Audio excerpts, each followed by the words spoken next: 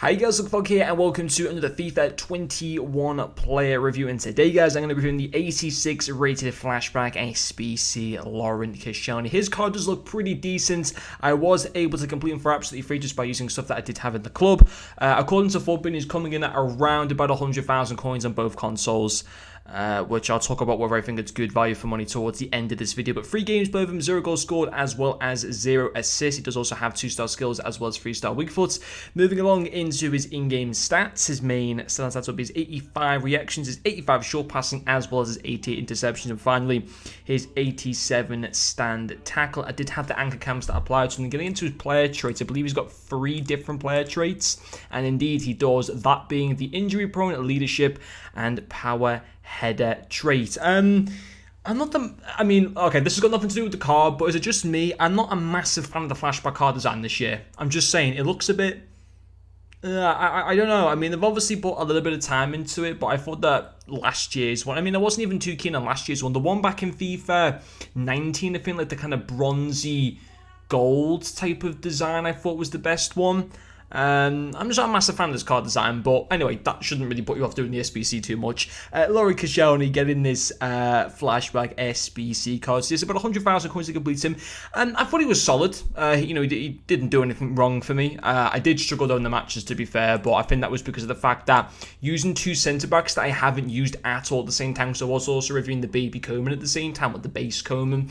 Bad decision by me, because using 2 centre-backs together that I haven't used whatsoever, then going into 3 matches and doing a review on them straight away probably wasn't the best decision. Maybe I should have just done Koscielny next to Ake or Thiago Silva or something like that and tried to get the chemistry that way, and then done Coman also separate. I shouldn't have really used them both at the same time, so I couldn't really gel properly with the team, unfortunately, but there was still some standout parts to him. I don't think he's the most insane centre-back in the game. I don't think there's anything wrong with him at the same time. There's nothing that I found to be particularly concerning. I think he's a solid card, certainly from Ligue 1. I think he's probably certainly in the top 2 best centre-backs that you can get. Tim and Marquinhos, who are by far the 2 best in Ligue 1 for centre-backs. So if you are running a Ligue 1 squad, you do this SBC. It's common sense if you're running a full Ligue 1 team. But yeah, his tackling was solid. His defensive stats are superb. 87 stand tackle, 86 slide tackle. The anchor camps takes his stand tackle up to 97 and his slide tackle up to 96. His defensive when it goes to 89 as well, which is pretty solid. His physicality was nice as well.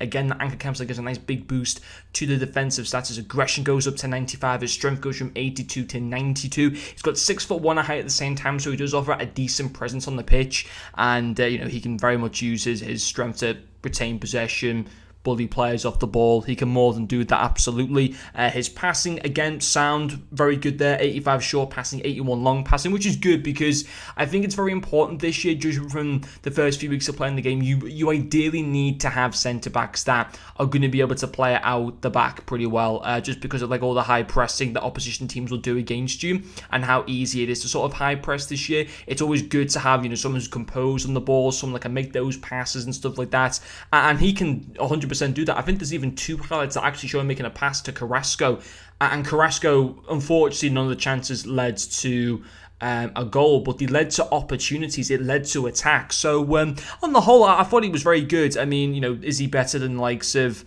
some like the real top tier centre backs in the game, some like the top tier icons and stuff like that, like the Virgil van Dijks? Probably not, but I think for the price that he goes for on the market, he's very, very solid. And certainly, as I said before, if you're running a Ligue 1 team, I do see very good value in that sense. Would I go and do the SBC?